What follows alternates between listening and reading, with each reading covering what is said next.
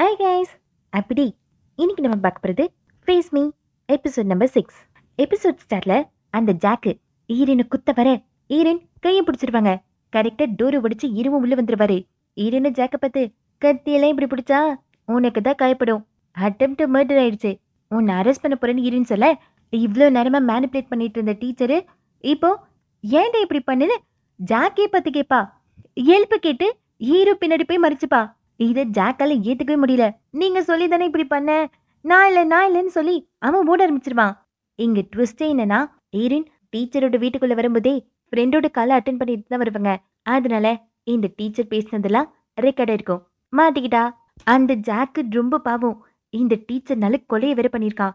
இப்போ நான் சாக போறேன், நான் போலீஸ் கிட்ட போக மாட்டேன்னு டீச்சர் சொல்லிதான் இந்த தப்பெல்லாம் நான் பண்ணேன்னு கதறிட்டே போவான். போலீஸ்கார பார்த்ததும் நான் போக மாட்டேன்னு அழுதுட்டு ஓடுவான். ஆனா ஜாக்கு பிடிச்சிருவாங்க. அப்பவும் ஜாக்கு நான் டீச்சர் சொன்னதை செஞ்சேன்னு கதறி கதறி அழ ஆரம்பிச்சிருவான். அவனோட ஷர்ட் பட்டன்ல ஒரு ஸ்பீக்கர் இருக்கும். இது மூலமா தான் டீச்சரே இவனை கம்யூனிகேட் பண்ணிட்டு இருந்தாங்க. மாட்டிக்கிட்ட டீச்சர் இப்பதான் உண்மையை சொல்றா. இந்த ஜாக்கு டீச்சர் கூட தான் இருப்பான். 2 பேரும் ரிலேஷன்ஷிப்ல இருப்பாங்க. ஆனா இந்த டீச்சருக்கு இவன் டிவில சின்ன பொண்ணுங்களை பார்க்கறது சுத்தமா பிடிக்காது. தப்பால பார்க்க மாட்டான். என் விருப்பம் இல்லாம என்கிட்ட தப்பா நடந்துக்கிட்டுன்னு ரிப்போர்ட் பண்ண போறேன்னு மிரட்டுவா. இந்த ஜாக்கும் எவ்வளவு கெஞ்சுவான், நான் தெரியாம பண்ணிட்டேன் என்ன மன்னிச்சிடுங்கன்னு. ஆனா இந்த டீச்சரு கோவப்பட்டு இவ தான் ஜாக்கே தள்ளி விட்டுருப்பா. ஜாக்குக்கு காயம்பட்ட உடனே இந்த டீச்சர் தான் அவனோட ஜால இருக்கிற கிளாஸ் பீஸ தன்னோட கால்ல இருக்கிற ஷூவை வச்சு பிரஸ் பண்ணி உள்ள அமைக்கிருப்பா. அதனாலதான் அந்த ஜால இருக்கிற கிளாஸ் பீஸ் மட்டும் ரொம்ப ஆழமா இறங்கிருக்கும். இவ்வளவு தப்பும் பண்ணது டீச்சரு. ஆனா மாட்டிக்கிட்டது டெலிவரி பையன். இப்போ இவங்க 2 பேரையும் அரெஸ்ட் பண்ணிடுவாங்க. ஜாக்கு எல்லா உண்மையும் சொல்லிடுவான். ஹீரோ டாக்டர் இருந்தாலும் போலீஸ் வரையும் சூப்பரா பாக்குறாரு. இப்ப ஹீரோவும் ஹீரோனுக்கு அடிப்பட்டதுனால ஓகேவான்னு கேட்க ஹீரோயின் தேங்க்ஸ் சொல்வாங்க. ஹீரோனு போக நல்லாவே இருக்கு தெரியுது ஹீரோயின் ஹீரோவை அவாய்ட் பண்றாங்கன்னு ஹீரோ டைரக்டாவே கேட்டுருவாரு. ஆனா ஹீரோயின் அப்படிலாம் இல்லைன்னு சொல்லுவாங்க. ஹீரோனோட மூஞ்சி தான் நல்லா காட்டி கொடுக்குது. இப்பதான் இந்த டெலிவரி பையன் என்ன தப்பு பண்ணலன்னு தெரிஞ்சிச்சே. அவனை ரிலீஸ் ஆகி வெளியே வர ஈரின் ப்ரொசீஜர் அன்ஃபேரா இருந்துச்சுன்னு தோணுச்சுனா அப்படின்னு ஆரம்பிக்க அவனே சொல்வான். தோணுச்சுனா என்ன, நீ ஆரம்பத்துல இருந்தே நான் சொல்றதை கேட்க விரும்பல. ஒரு தப்பு பண்ணியிருந்தா அவன் என்ன சொல்றன்னு கூட கேட்க மாட்டீங்களா? நீ தான் 2 காதையை மூடிட்டு உட்காந்துட்டு இருந்தியே. உன்கிட்ட என்ன பேசுறது? எது பேசினாலும் வேஸ்ட் தானே. அவனும் போக ஈரனுக்கு தான் அண்ணன் ஞாபகம் தான் வரும். எல்லாருக்கும் ஒரு கவலைனா சீஃப் டாக்டருக்கு ஒரே ஒரு கவலை தான். இந்த தடவை நியூஸ்ல அவங்க ஹாஸ்பிட்டல் பேரை மென்ஷன் பண்ணலையா. அப்ப கிமே ஈரன் ட்ரிங்க்குக்கு கூப்பிட்டாங்களான்னு கேட்பான். ஹீரோ தான் ஹெல்ப் பண்ணிருக்காரே.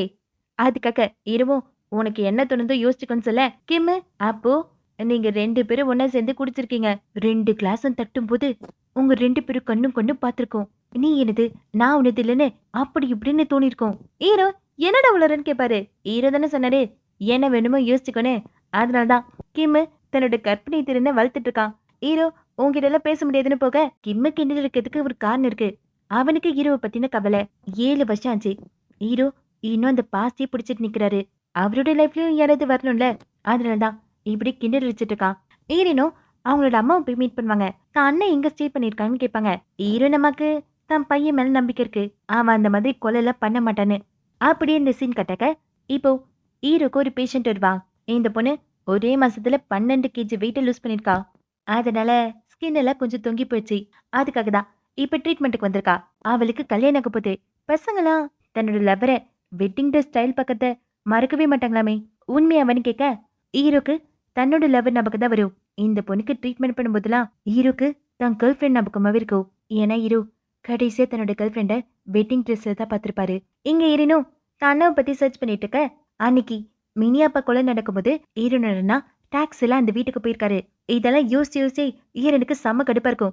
சரி சாப்பிடலான்னு போனா அங்க கரெக்டா ஹீரோ வருவாரு. ஹீரோனை பார்த்தா அதனால ஜாயின் பண்ணலான்னு வருவாரு. ஹீரோவும் ஃபாலோ பண்ணவன் யாருன்னு கண்டுபிடிச்சிட்டீங்களான்னு கேட்க ஹீரோன் மத்த கேஸ் இருக்கிறதுனால டைம் இல்லைன்னு சொல்லுவாங்க. மினியப்ப கேஸ்ல ஃபாலோ பண்ண வந்தா கில்லரானு கேட்க ஹீரோன் இது தெரிஞ்சுக்கிட்டு என்ன பண்ண போறீங்கன்னு கேட்பாங்க. அப்ப ஹீரோ டைரக்டாவே சொல்லிடுவாரு. 7 வருஷத்துக்கு முன்னாடி மேரேஜ் ஆகிறதுக்கு 1 மாசம் இருக்கும்போது தன் கேர்ள் ஃப்ரெண்டை ஒருத்த கொன்னுட்டான்.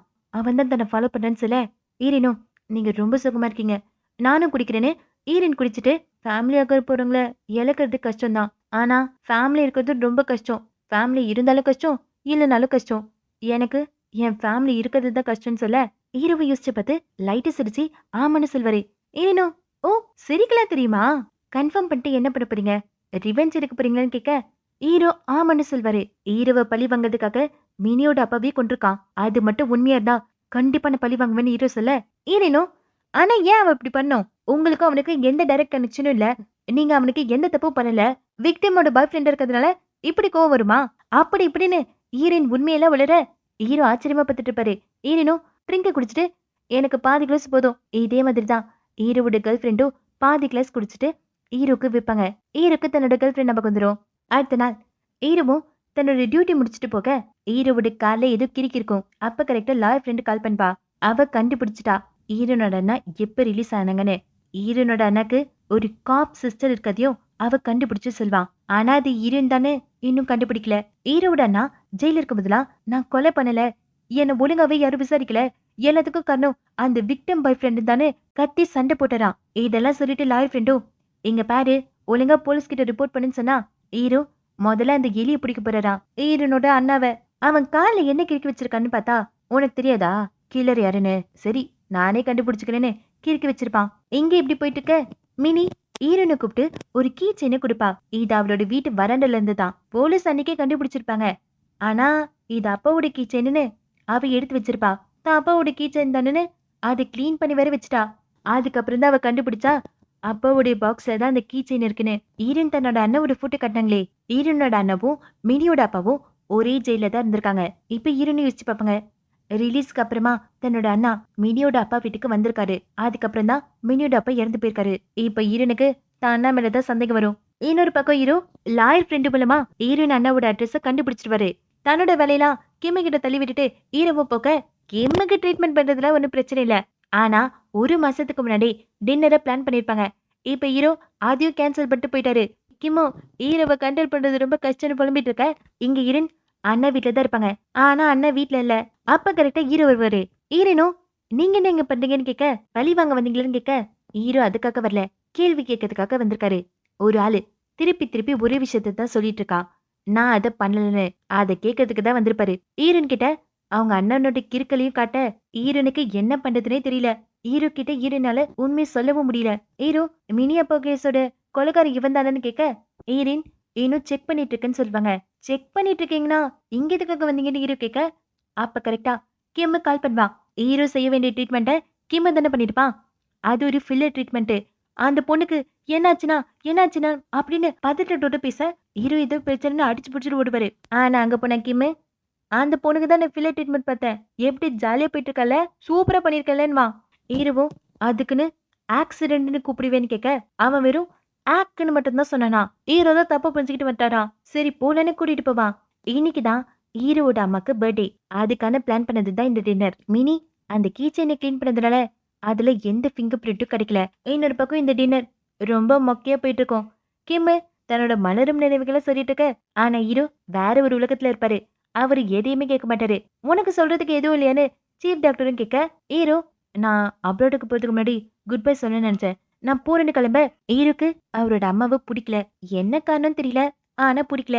கிம் அம்மாவை சம்மந்தப்பத்திட்டு இருக்க சீஃப் டாக்டர் ஹீரோ கிட்ட போய் பேசுவாரு. ஆனா ஹீரோ நான் அப்ராடுக்கு போக போறேன்னு சொல்ல, சீஃப் டாக்டரும் அப்போ நீ உண்மையாவே போக போற, ஒவ்வொரு தடையும் உனக்கு வலிக்குதுன்னா ஓடி போயிடுவியா, மனசுல நீ வச்சுட்டு வந்தனா அது பெருசாயிட்டு தான் இருக்கும், ஒரு நாள் அது கண்டிப்பா வலிக்கும். உனக்கு ஏதாவது கஷ்டம்னா உங்க அம்மா கிட்ட பேசு.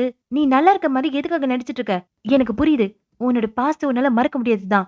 இப்படி சொல்லிட்டு இருக்கும்போதே ஹீரோவே தடுத்து மறக்கிறதுக்கு என்கிட்ட ஒண்ணு இல்லைன்னு போவாரு. ஹீரோக்கு தன்னோட பாஸ்ட மறக்கவே வேணாம், அது எவ்வளவு வலியா இருந்தாலும் சரி. எங்க கேம ஹீரோட அம்மாவை சமாதானப்படுத்திட்டே போக அப்ப ஹீரோயின் வெயிட் பண்ணிட்டு இருப்பாங்க. ஏன்னா ஹீரோட அம்மா தான் டைரக்டர். அவங்க கிட்ட போய் இந்த கீ செயினை பத்தி கேட்க, இது ஜெயில இருக்கும்போது அந்த வாலண்டரி அசோசியேஷன் கொடுத்தது, பேஷண்டோட டீடைல்ஸ் கிடைக்குமான்னு கேட்க, இவங்களும் ஹீரோ மாதிரி தான் டீடைல்ஸ் எல்லாம் கொடுக்க மாட்டாங்க. சரின்னு சொல்லி தான் அண்ணோட போட்டோ கட்டி இவனை தெரியுமான்னு கேட்க, அவங்கள பொறுத்த வரைக்கும் தான் பையனோட லைஃப் நாசமாக்குனது ஈரனோட அண்ணா தான். அவனை தெரியாம இருக்குமா? அவங்க கரெக்டா நேமோட சொல்வாங்க. அப்பதான் ஈரனுக்கு தெரிய வரும் இந்த டைரக்டர் தான் ஹீரோவோட அம்மான்னு. என்னாச்சுன்னு ஹீரோவோட அம்மா கேட்க, ஈரன் கான்பிடென்ஷியல் சொல்ல முடியாதுன்னு சொல்லுவாங்க.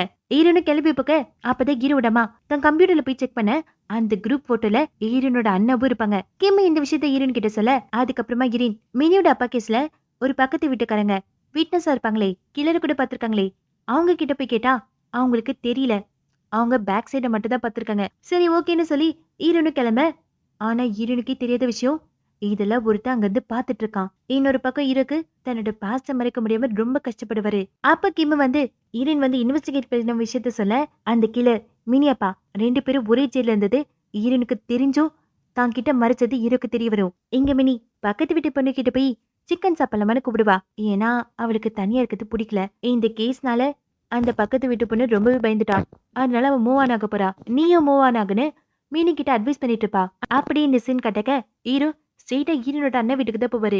அங்க போய் அந்த கதவு உடைச்சிட்டு இருக்க ஈரன் அந்த கதவுக்கு கீழே ஒரு சென்சரை ஃபிட் பண்ணிருப்பாங்க. இப்ப ஹீரோ கதவு உடைக்கிறதுனால இந்த சென்சர் ஆக்டிவேட் ஆயிடும். ஹீரோவும் உள்ள போய் பார்த்தா அந்த கேர்ள் ஃபிரெண்ட் கேஸ்க்கு ரிலேட்டா நிறைய நியூஸ் பேப்பர் இருக்கும். அது கூடவே கில்லரோட தங்கச்சி காப்பு ஈரன் தன்ற போட்டோவும் இருக்க ஹீரோக்கு எல்லா விஷயமே புரியுது. இப்ப ஈரன் தானா வீட்டுக்கு வந்துருவாங்க. டே அண்ணா எங்கடா இருக்கன்னு லைட் ஆன் பண்ணி பார்த்தா சர்ப்ரைஸ் அங்க இருக்கிறது ஹீரோ. ஈரனும் என்னாச்சுன்னு கேட்க ஹீரோ ஏன் உன் அண்ணன் ஏதாவது பண்ணிட்டுன்னு பயப்படுறியா? எவ்வளவு நேரம் என்ன ஏமாத்துல நினைச்சிட்டு இருக்க? இப்படி ஹீரோ சொல்ல ஈரன் சாரி கேட்பாங்க. ஹீரோவும் என்ன கண்டுபிடிச்ச? உன் அண்ணனை கண்டுபிடி. நான் கண்டுபிடிக்கிறதுக்கு முன்னாடி கண்டுபிடின்னு ஹீரோ சொல்ல இங்க மினி பக்கத்து வீட்டு பொண்ணு வீட்லயே தூங்கிடுவா.